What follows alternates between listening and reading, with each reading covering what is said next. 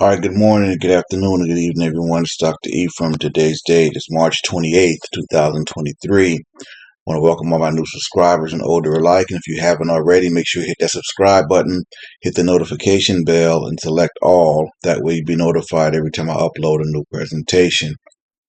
All right, today's lesson, I'm going to deal with the Puerto Ricanos, or the Puerto Ricans, the Boricuas.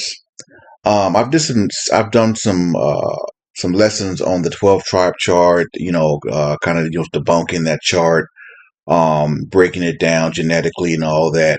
If you guys take some time to go throughout my many videos, teaching videos, it's free of charge. You can stream it when you have some time. But um, the Bible says a little leaven leaveneth the whole lump, which is true. However, there is some truth um, in that 12 tribe, in that some of those groups of people, there were Hebrew Israelites that were mixed in with some of those groups. Now, when it said that the Puerto Ricans were tribe of Ephraim, there was actually some truth to that. 'Cause what I found throughout my genetic studies is that the majority of Puerto Ricans that were, say, mixed with quote unquote black blood. That black blood came from mostly Yoruba, which is actually ended up being mostly tribe of Ephraim. So there's some truth to that. Now the where it gets murky is that not all Puerto Ricans are tribe of Ephraim. Let's be clear. Only the Puerto Ricans who possess the E1B1A, basically the black Puerto Ricans, the Negroes, right? Um, you got a lot of a big percentage of black Puerto Ricans in Louisa. I mean, it's sprinkled all throughout, but now again, you can't go by just looks, because some Puerto Ricans, just like some Negroes, look black, but they carry the Y DNA of another bloodline, right? So let's keep it in perspective. Not all Puerto Ricans are Israel. Only the Puerto Ricans, basically the black ones, who possess the E1B1A Y DNA haplotype. So anyway, I'm going to go and get into that in this lesson, man, and hope you all enjoy it. So until next time, it's Dr. Ephraim signing off, saying Shalom, elect.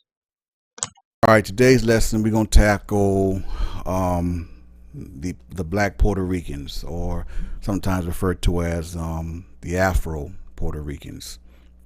You know, and they're really no different than, like, the Dominicans, the Cubans, a lot of the Costa Ricanos, the Costa Ricans, and any of those, Caribbean-based islands where, quote unquote African slaves were dropped off. There's really no difference in any of those countries, or provinces, right? That were colonized by the Spaniards. The most, I think the most major difference between, like, an Afro Puerto Rican and a Dominican is that Dominicans are more likely, even the ones that clearly have black or Africanic features, are more likely to denounce their quote unquote African heritage, but totally embrace the Spaniards or the colonizers' heritage. Which, that's, if you think about that, that's kind of like, wow. Like, their African part is of their makeup is so bad and dishonorable. They don't have nothing to do with it. But the Spaniards, the ones who enslaved their people and subjugated them, yeah, they want to embrace that. They call themselves Spaniards. So whatever. There's a percentage of Afro Ricans, and I'm going to get into that in the lesson. More concentrated in a particular area. I think it's Louisa, where Teco Calderon is from. All right, we're gonna kind of get into that. But the thing is about DNA, you can't just look at someone and kind of tell. There are some Puerto Ricans, or if you look at them, on the surface, they look more like they would be more Spanish or Spaniard, because they look kind of European. But that's not to say that they don't have either Native American or African quote unquote blood in them. Well, of course, we know it to be Hebrew blood, but I'm gonna say African for the average novice that comes by and listens to the lesson and don't have a clue what we're doing here. So you can't just go by looks. the only real way to tell, because not all Puerto Ricans have black blood. I've said that for years, and it's true. But the only way a Puerto Rican will know for sure, not going by necessarily how they look, but they have to get a DNA test to see the genetic breakdown of what their ancestry says, right? Like if you look at Tego Calderon, clearly he's like a straight up brother, man, from the hood. Got the afro and everything. You can't, you ain't no mistaking him, and he represent, for his heritage, But he's Boricua, he's Puerto Rican, right? And then you look at somebody like Jennifer Lopez. She got a little more flavor to her. She look a little more European, but she got some. If you look at her, she look kind of Native American-y. You wouldn't think she would have too much African blood, but she just may. You just don't know the percentage or how much. So we're going to kind of get into not just the genetic part as far as the DNA. Most of your Afro majority, if not all of you Afro Puerto Ricans possess the E1B1A. Specifically the E1B1A 7A, which says that they are from the tribe of Ephraim.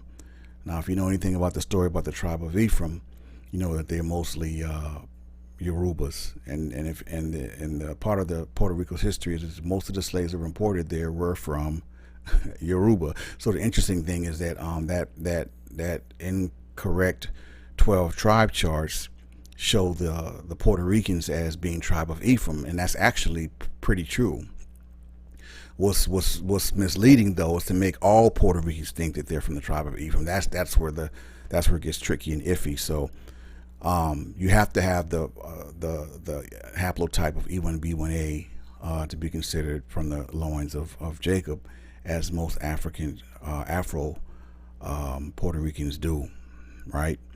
So the ones who don't have any black blood, they're not basically Hebrew blood, African blood. They're not Ephraim. So the misguided part is that chart having all Puerto Ricans thinking that they're from the tribe of Ephraim. That's just not true. So anyway, let's get into it. The history of Afro Puerto Ricans, Yoruba, and them being from the tribe of Ephraim, E1B1A. Let's get it. And here we go. That right there is a very popular picture and depiction of what essentially makes up not just the Puerto Ricans, but the Dominicans as well, and other Latino influenced races of people, right? The Native American, the Spaniard, and the so-called African or the Hebrew, right? And so I spoke a while back about colonization and how it really goes, how it works, or whatever. But when Christopher Columbus got to Puerto Rico on November 19th, 1493, the Taínos were there. They were the natives to the land, right? And they were called Boricuan, the Borican. And when he got there, he saw what was going on. He gonna claim it for Spain. Right, and that's what the Europeans do. They go about claiming stuff, just taking stuff, bogarting, right? So he claimed what's now known as Puerto Rico for Spain, but then he renamed it to San Juan Bautista. And for 400 years, Puerto Rico was under Spanish colonial rule. That number sounds familiar, don't it?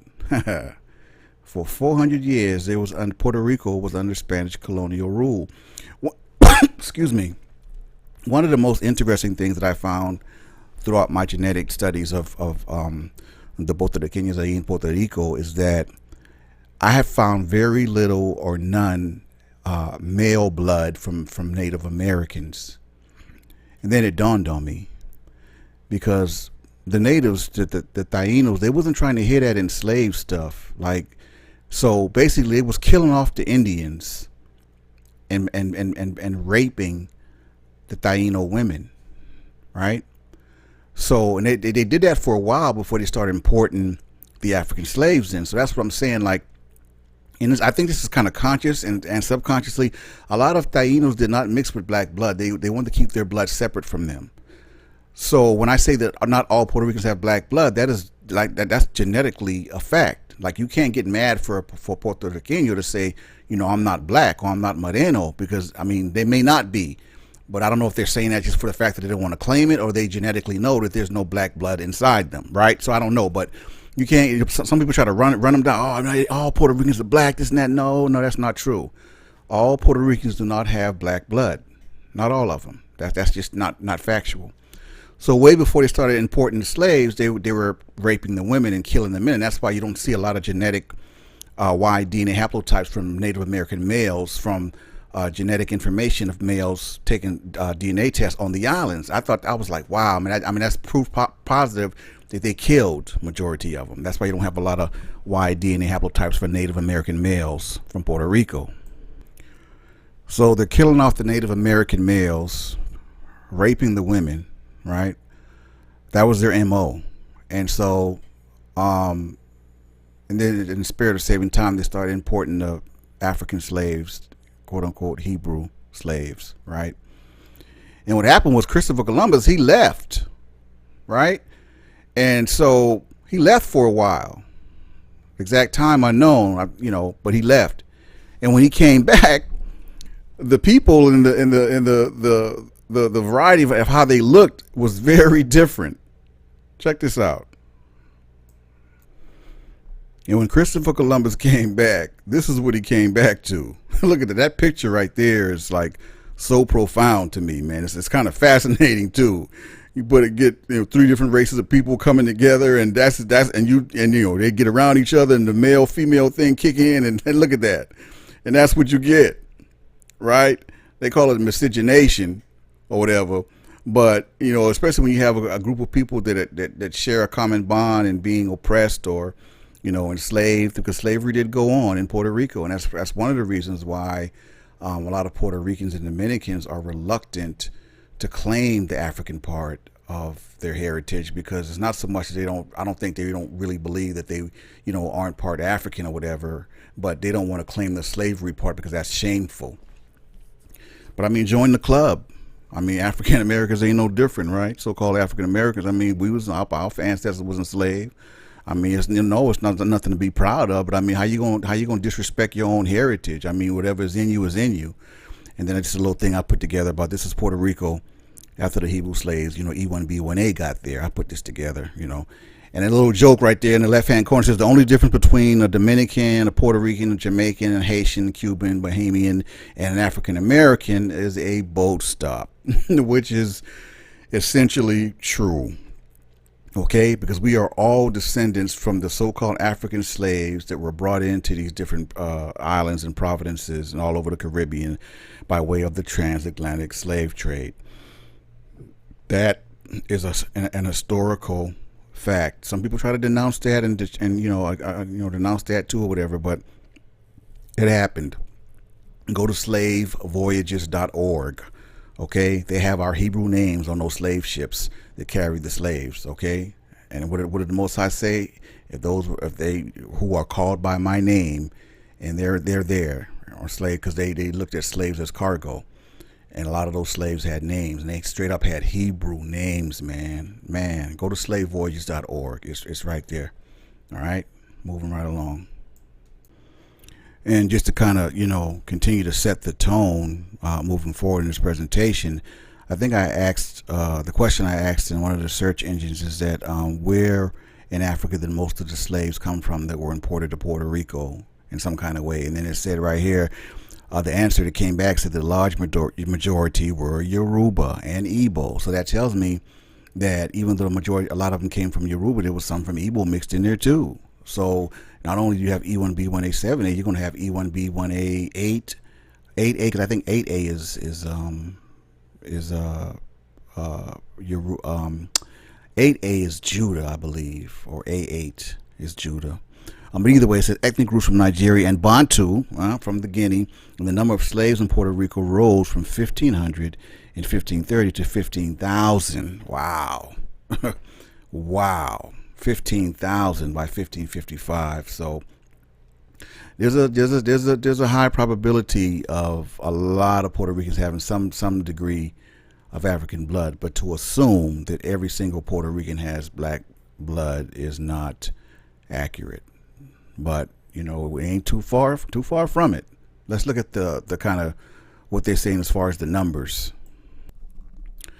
Okay, I don't know how old this meme is, and I'm not even sure if they take census, in Puerto Rico like they do here in America. But at least by this particular meme, it says that Afro Puerto Ricans make up approximately 700 to over 2 million in Puerto Rico, which, I mean, that's a significant number, but I would think there would be, much more than that, though. Like I said, I'm not sure how old this is. Of course, your name is Afro Puerto Riqueño, and Afro Borican. Oh, I can't even pronounce that. Boriqueño. I've never even heard that, actually. Of course, the language is Spanish because that's what Spaniards spoke. They were European. Region highest population of Afro Puerto Ricans or Black Puerto Ricans are in Loíza, which is where Tego Calderon is from. And their religion, Catholicism, obviously. So that's the estimate of Black Puerto Ricans that make up the Afro Ricans on the island. Okay, now that I have that established, let me back up just a little bit and talk about the children of Ephraim, or as they're sometimes called, the B'nai Ephraim. And it says the current Yoruba Jewish population, and just keep in mind, of note, a lot of Yorubas don't claim Jewishness at all, or being an Israelite at all. They don't, unlike a lot of the Igbos, they don't. But the current Yoruba Jewish population who claim to come from the Israeli tribe of Ephraim was said to have been driven to Yoruba land from Morocco by Muslims and eventually mingled with Yoruba people. These black Jews in southern Nigeria are called the Imo-Yokaim, or strange people, by the native Africans. But these black Jews call themselves B'nai Ephraim, or the sons of Ephraim, or the children of Ephraim. These Jews who claim that their ancestors came from Morocco are supported by their language, which appears to be a mixture of Maghribi Arabic and local Negro speech. Thus, Abu has become Yaba from the Hebrew word Abba, and or mother, is from the Hebrew Amma.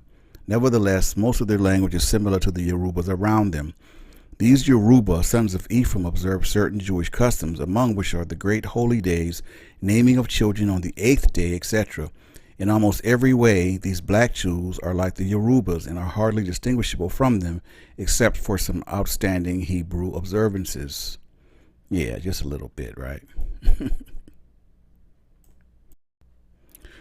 So this Imo-Yokaim, or strange people, who introduced themselves as the children of Ephraim, or the sons of Ephraim, depending on the translation, they were the ones that mixed in with the native Yorubans, right? And the ones that were the African, quote-unquote, African slaves that were imported or exported to the Borican island, or what we now know as Puerto Rico. Okay, so, and keep in mind, like I said, it was a mixture. So you probably had some Yoruba and some Igbo and, mixed up in there, right? So boom, they imported they imported African slaves to Puerto Rico. And I'm not sure if you all can read this, but this is Puerto Rico, and this is a timeline, of events for the island, from it being colonized on. And it said the island's name, Richport, in Spanish, was given to it by settlers. The richness of its culture has influenced Americans since Puerto Rico became a U.S. territory in 1898. And then it goes on to say that when Ponce de Leon saw the island, he said, "Ay, que Puerto Rico, oh, what a rich port." Right? Spanish-American War lasts a brief 6 months. American troops land on the island July 25th, 1898. Spain surrenders island on Treaty of Paris, signed December 10th, 1898. Some famous Puerto Ricans are Roberto Clemente, baseball player, first Latino in the Hall of Fame. Jose Feliciano, Jose Ferrer, Raul Julia, Rita Moreno, We got Jennifer Lopez. We got Felix Trinidad. We got Big Pun. We got Felix Trinidad. 1493. That's when when Christopher Columbus claimed the island for Spain. He named it San Juan Bautista, or Saint John the Baptist. And 1700 settlers plant sugar cane, coffee, spices, tobacco, begin African slave trade to support farming. In 1917, islanders became U.S. citizens, fight alongside U.S. soldiers in World War. In 1948, Luis Muñoz Marin was elected governor of Puerto Rico. We already got that. 1873, slave trade begins. 1898, island becomes U.S. territory as spoil of Spanish-American War.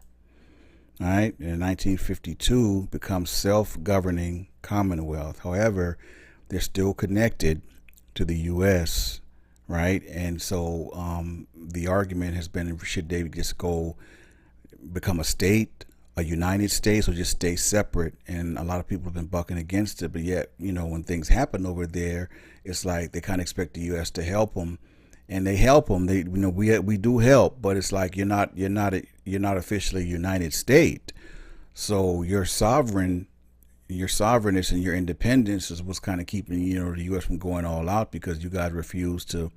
You want to stay kind of separate, like together but separate, if that makes sense, right? Well, anyway, that's the timeline of the colonization of Puerto Rico. Once Christopher Columbus got there and renamed it San Juan Bautista and imported the African/Hebrew slaves, and there's a timeline of events right there.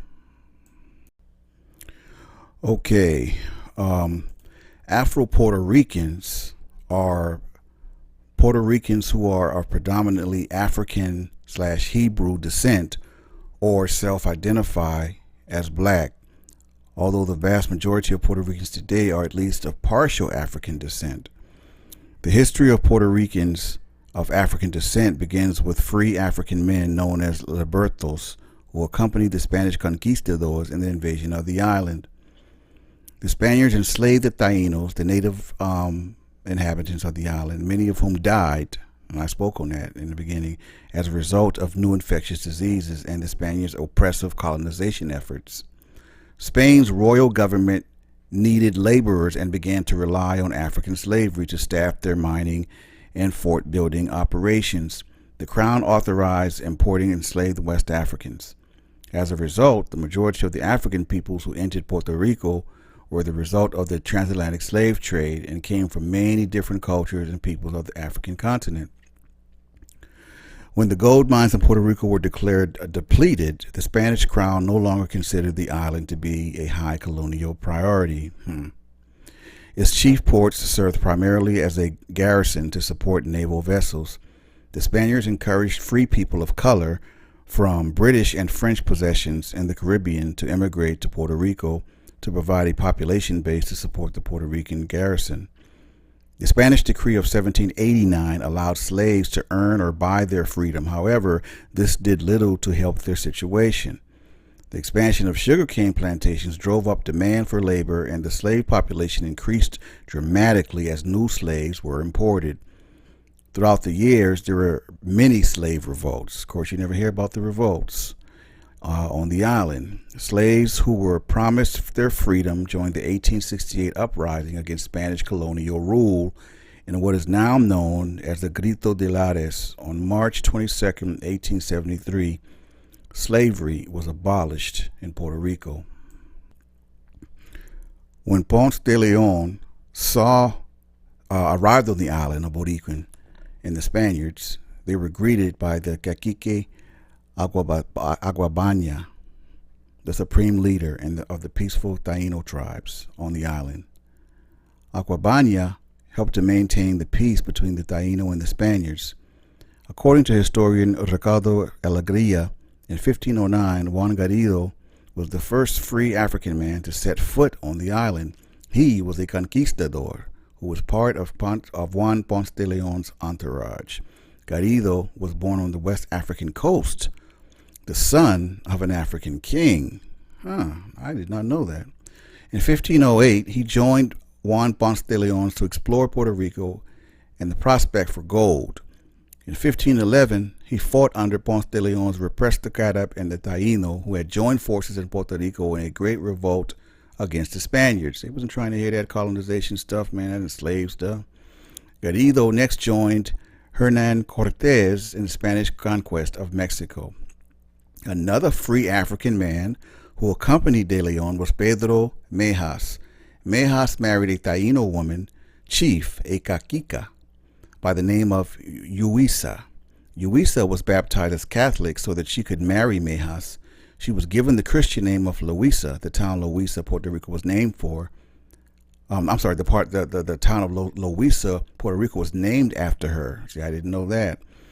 The peace between the Spanish and the Taínos was short-lived, though. The Spanish took advantage of the Taínos' good faith and enslaved them, forcing them to work in the gold mines and in the construction of forts. Many Taínos died, particularly due to epidemics of smallpox to which they had no immunity.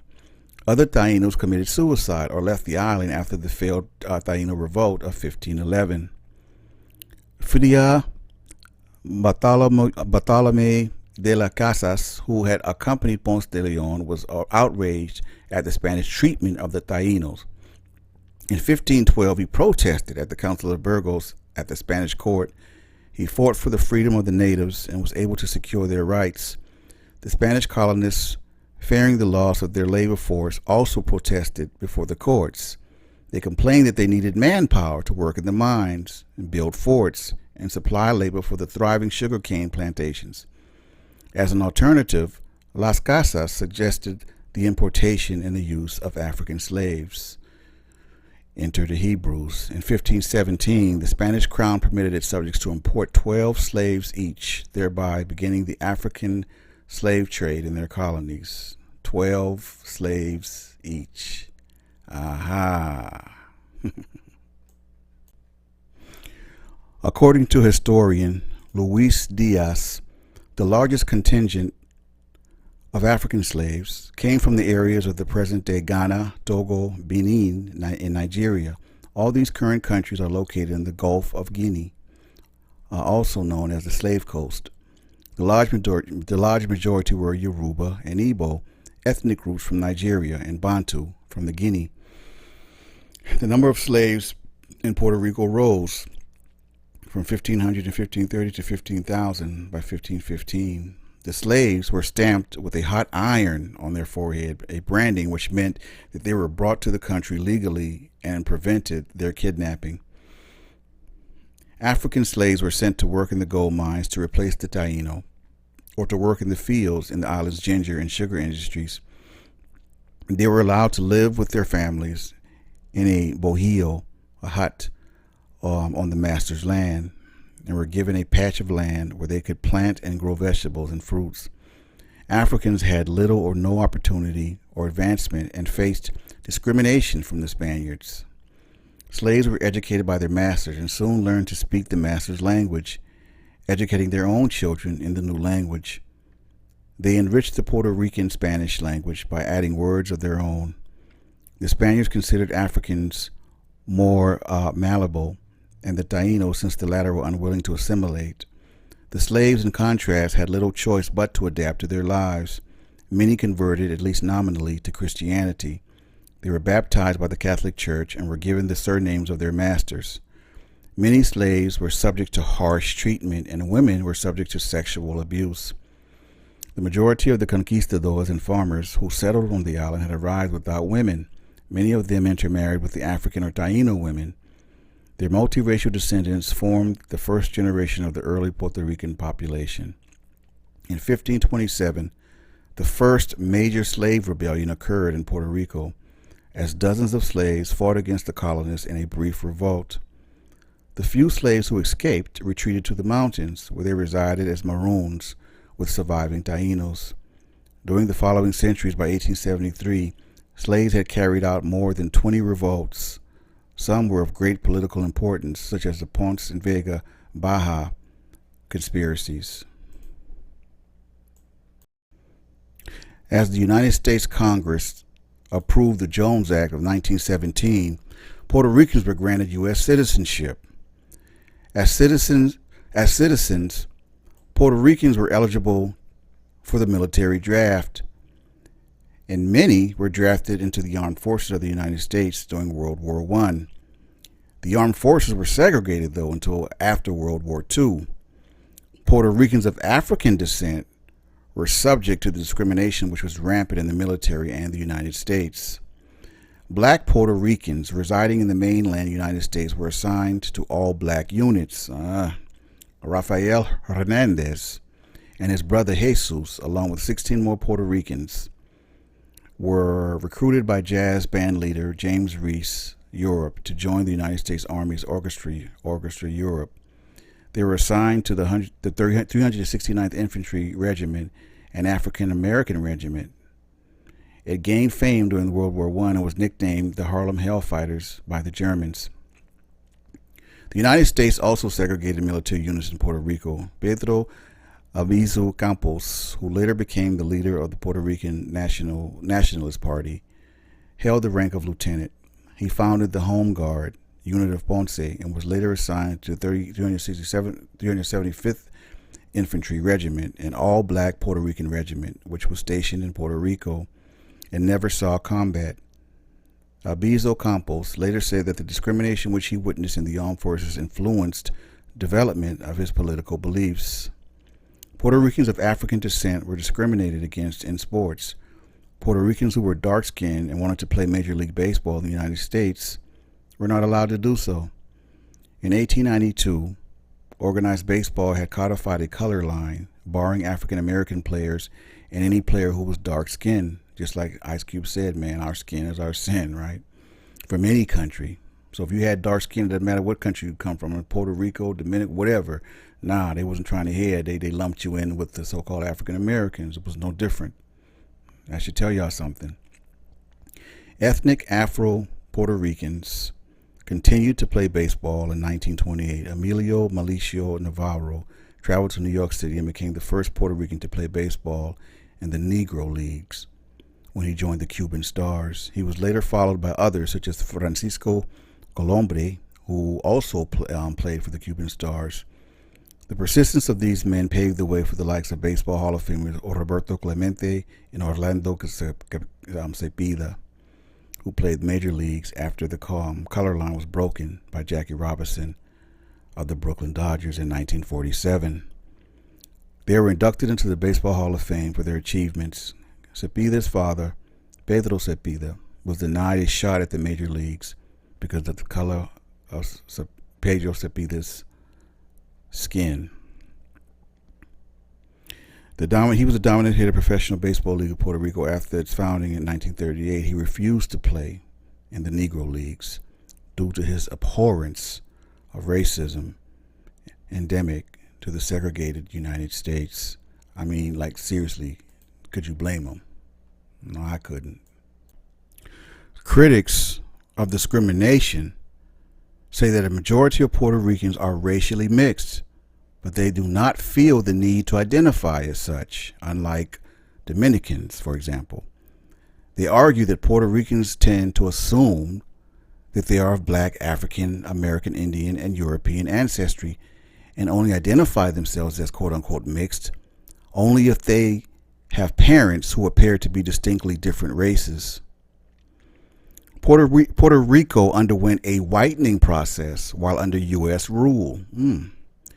There was a dramatic change to the numbers of people who were classified as black and white Puerto Ricans in the 1920 census. Also, they did take a census in Puerto Rico. They do take censuses there, okay? As compared to that in 1910, the numbers classified as black declined sharply from one census to another within 10 years' time. Historians suggest that more Puerto Ricans classified others as white because it was advantageous to do so at that time, kind of like what blacks did with pass for white here in America, right? Wow. In those years, census takers were generally the ones to enter the racial classification. Due to the power of Southern white Democrats, the U.S. Census dropped the category of mulatto or mixed in the 1930 census enforcing the artificial binary classification of black and white. See, that's how it starts. Census respondents were not allowed to choose their own classification until the late 20th and early 21st centuries. It may have been that it was popularly thought it would be easier to advance economically and socially with the U.S. if one were white. I wonder where they got that idea. So from that, we see exactly, why a lot of Puerto Ricans have that color complex, like a lot of, African Americans. That's by teaching other Europeans and separating the black, the dark skin, and the more, white, lighter skin, and all this kind of stuff, that Willie Lynch stuff. So that's been going on for a long time, man. Still prevalent to this day. So, I guess the Bible says there's nothing new under the sun, right? But, from a genetic standpoint, we've already identified and went over the fact that most of the African slaves that were imported over into the island of Puerto Rico, as we know it now, were, mostly Yoruba, Igbo, and, just kind of a mixture. But the majority, was Yoruba and Igbo. So there's a mixture there. Now, this distribution right here, this incidence of E1B1A, of course, E1B1A being the haplotype of the children of Israel, we see that the frequency of E1B1A in Yoruba at the time of this chart here was 93%. I mean, heck, it might be even higher than that now. But what that tells us, from a data analysis standpoint, is that in lay terms, there are a whole bunch of Hebrew Israelites in Yoruba. All right. So the E1B1A 7A or the EP252, which is also known as now, I don't think we're going to see the E1B1A anymore in any of these genetic DNA tests anymore, because my my 3-hour presentation 7 years ago, it made them change it up.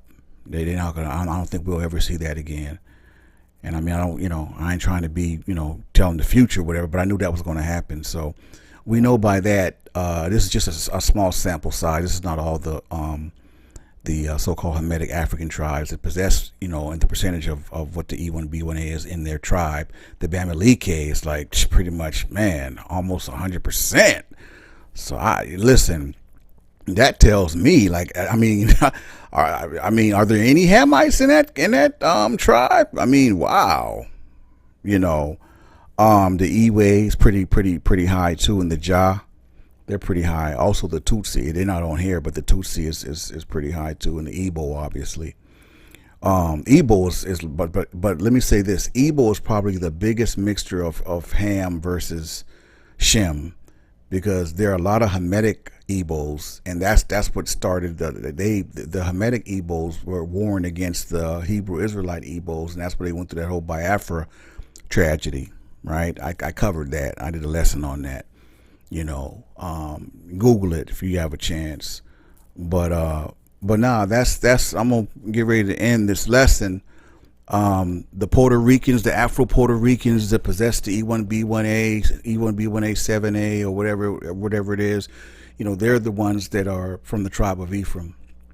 Right now, judging from the fact that there's some others mixed in there, I'm pretty, it wouldn't be uncommon to kind of come up on some E1B1A 8As or A8s, in Puerto Rico and some of these other provinces. But for the most part, the majority of Puerto Ricans that carry the E1B1A 7A EP252Y DNA haplotype are from the tribe of Ephraim.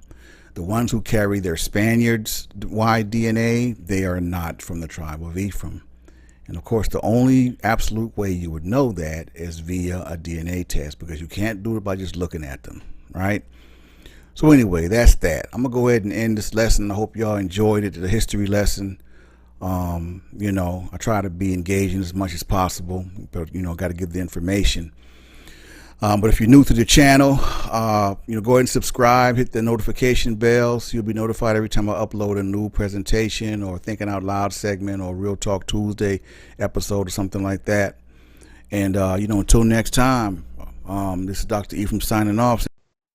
Saying Shalom, elect.